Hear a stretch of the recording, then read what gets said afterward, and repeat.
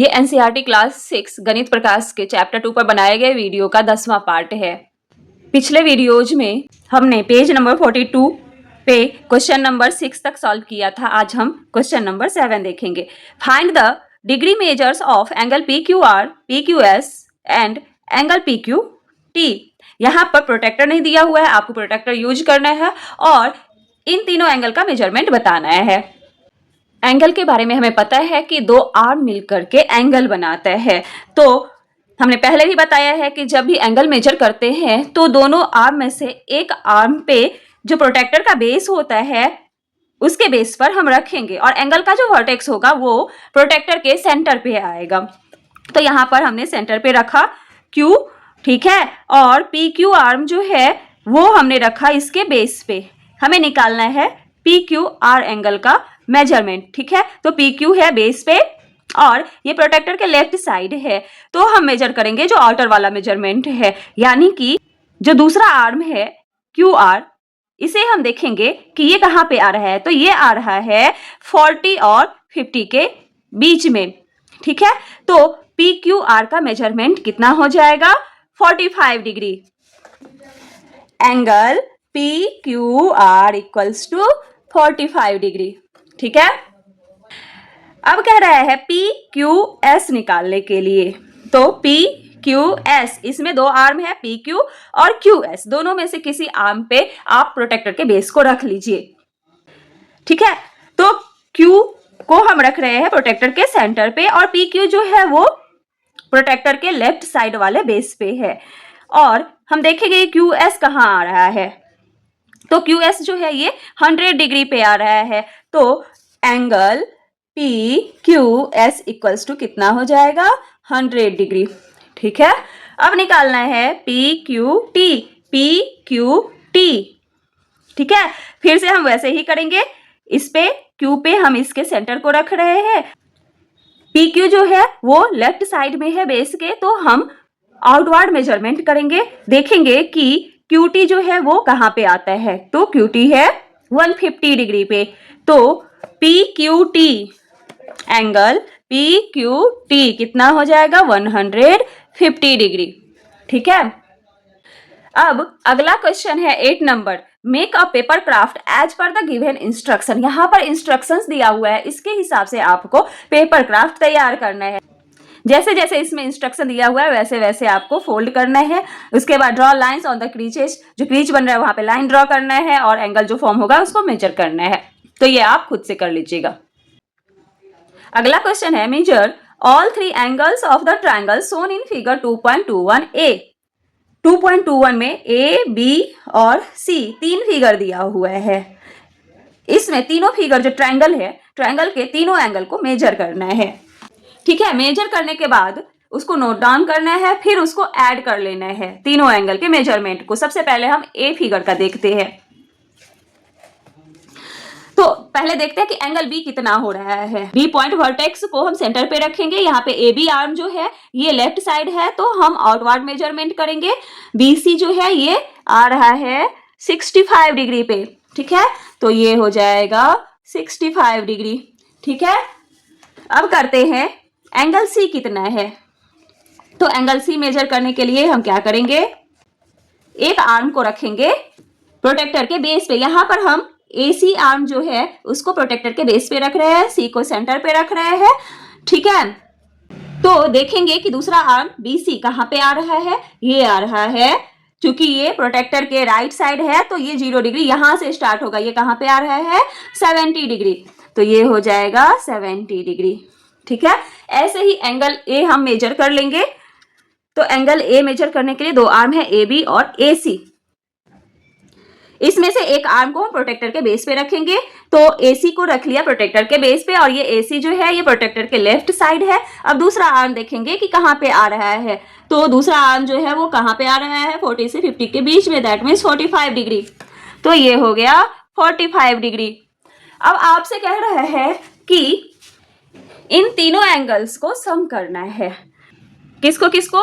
Angle A plus angle B plus angle C। तो angle A है 45 degree, angle B है 65 degree और angle C है 70 degree. ठीक है, तीनों को सम करने के बाद कितना आएगा? 180 डिग्री। ठीक है, सेम ऐसे ही ये जो ट्रायंगल दिया हुआ है इसका भी एंगल मेजर करेंगे। तो सबसे पहले हम एंगल बी का करते हैं। एंगल बी में बीसी आर्म जो है वो प्रोटेक्टर के लेफ्ट साइड है, तो आउटवर्ड हम देखेंगे ए बी आर्म कहाँ पे आ रहा है। ए बी आर्म जो है वो 65 के अप्रॉक्स आ रहा है, तो इसको हम 65 डिग्री लिखेंगे। ठीक है, अब एंगल ए देखते हैं। एंगल ए के लिए ए बी और ए सी दोनों में से कोई एक इसके बेस पे रखेंगे, तो ए बी हम रख रहे हैं। ठीक है, ये प्रोटेक्टर के लेफ्ट साइड है, बेस के लेफ्ट साइड, तो आउटवर्ड ही मेजरमेंट करेंगे। ये आ रहा है 55 डिग्री। ठीक है, 55 डिग्री। अब एंगल सी मेजर करेंगे। इसके लिए दो आर्म है ए सी और सी बी, तो हम सी बी को रखेंगे बेस पे। ये प्रोटेक्टर के बेस के राइट साइड आ रहा है, तो हम मेजरमेंट इनवर्ट करेंगे।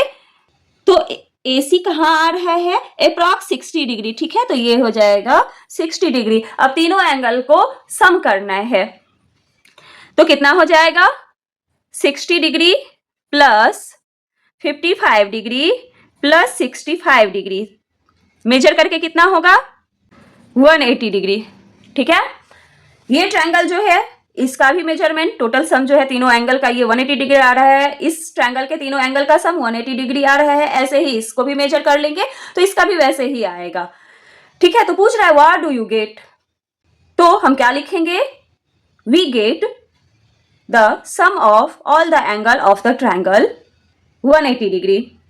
कह रहा है कि do the same for triangles B and C, तो बी और सी के लिए भी सेम होगा। अब आपसे कह रहा है कि और भी अदर ट्रायंगल्स है उसके लिए भी ऐसा ही कीजिए। ठीक है, इससे कंक्लूजन क्या निकल रहा है? कंक्लूजन निकल रहा है कि ट्रायंगल के तीनों एंगल का सम 180 डिग्री होता है। ठीक है, ये बात हमेशा हमें ध्यान में रखना है। अब पेज नंबर 45 पे कुछ क्वेश्चंस दिए हुए हैं। पूछ रहा है वेयर आर द एंगल्स। पहला है एंगल्स इन अ क्लॉक। ये क्लॉक में जो एंगल बना रहा है उसके बारे में है। इसका ए नंबर है the hands of a clock make different angles at different times. At 1 o'clock the angle between the hand is 30 degree. Why? कह रहा है कि क्लॉक का जो हैंड्स है ये अलग अलग टाइम पे अलग अलग एंगल बनाता है। 1 बजे इनके जो हैंड्स है इनके बीच का एंगल 30 डिग्री होता है। ऐसा क्यों? आपको पता है कि घड़ी में 12 नंबर्स होते हैं जो 12 आवर को रिप्रेजेंट करते हैं। ठीक है, और आपको ये भी पता है कि कंप्लीट एंगल जो है वो 360 डिग्री का होता है। तो 12 आवर में कितना डिग्री एंगल बनेगा? Total angle covered in 12 hours equals to 360 degree. ठीक है, तो 1 आवर में कितना बनेगा? एंगल फॉर्म इन 1 आवर, तो क्या हो जाएगा? 360 अपॉन में 12 यानी कि 30 डिग्री। अब यहां पे जो दो हैंड है इनके बीच का एंगल कितना होगा? 30 डिग्री ही तो होगा। जब ये 12 नंबर जो है ये मिलकर के बनाते हैं 360 डिग्री, तो दो सक्सेसिव हैंड के बीच का कितना होगा एंगल? 30 डिग्री। ठीक है, एक हैंड है 1 पे और एक हैंड है 12 पे, तो इसके बीच का एंगल हम ऐसे निकाल लेंगे। ठीक है, नेक्स्ट पूछ रहा है what will be the angle at 2 o'clock। 2 o'clock पे कितना होगा? अब कितने का गैप हो रहा है यहाँ पे? दो सक्सेसिव नंबर के बीच का 30 डिग्री, तो यहाँ पे कितना हो रहा है? 30 प्लस 30, 12 से 1 और 1 से 2, 12 से 1 के बीच में 30 डिग्री, 1 से 2 के बीच में 30 डिग्री, तो टोटल कितना हो जाएगा? 60 डिग्री। ठीक है, अब पूछ रहा है एंड एट 4 o'clock 4 बजे कितना होगा? तो हम देखेंगे कि कितने सक्सेसिव नंबर्स है, 1 2 3 4, दो नंबर के बीच का एंगल 30 डिग्री। ठीक है, तो यहां पर ऐसे ऐसे 4 सक्सेसिव एंगल बन रहे हैं, तो क्या हो जाएगा? 30 × 4 यानी कि 120 डिग्री। ठीक है, तो 4 बजे कितना एंगल बनाएगा? 120 डिग्री। अब पूछ रहा है 6 बजे, तो 6 बजे कितना एंगल बनाएगा? कितने बार 30 डिग्री बनेगा 6 बजे में? 1 2 3 4 5 6, यानी कि 30 मल्टीप्लाई 6 180 डिग्री। 6 बजे कितना एंगल बनाएगा? 180 डिग्री। ठीक है, यानी कि स्ट्रेट एंगल। अगला कह रहा है explore other angles made by the hands of a clock. आपको ऐसे ही और भी एंगल्स एक्सप्लोर करने हैं जो कि क्लॉक में बनता है, जैसे कि 90 डिग्री हुआ, 3 बजे 90 डिग्री बनेगा, 9 बजे 90 डिग्री बनेगा। ठीक है, अब अगला क्वेश्चन है the angle of a door, is it possible to express the amount by which a door is open using an angle? What will be the vertex of the angle and what will be the arms of the angle? इस case में अगर हम देखें तो ये दो arm मिल करके angle बनाता है। ठीक है, और ये दोनों आर्म जहां मिल रहे हैं वो वर्टेक्स हुआ, इसको मान लेंगे बी। ये आर्म है ए बी और ये आर्म है बी सी, तो ए बी सी एंगल बन रहा है। और ये कौन सा एंगल है? एक्यूट एंगल, क्योंकि ये 90 डिग्री से छोटा है। ठीक है, अगला क्वेश्चन है Vidya is enjoying her time on the swing, ये झूले पे झूल रही है। She notices that the greater the angle with which she starts the swinging, the greater is the speed she achieves on her swing.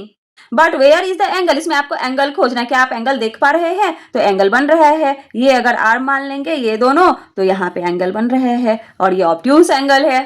ठीक है, ऐसे ही और भी क्वेश्चन दिए हुए हैं जो आप खुद से कर सकते हैं। अब पेज नंबर 49 पर कुछ क्वेश्चन दिए हुए हैं, इसे हम वीडियो के अगले पार्ट में करेंगे।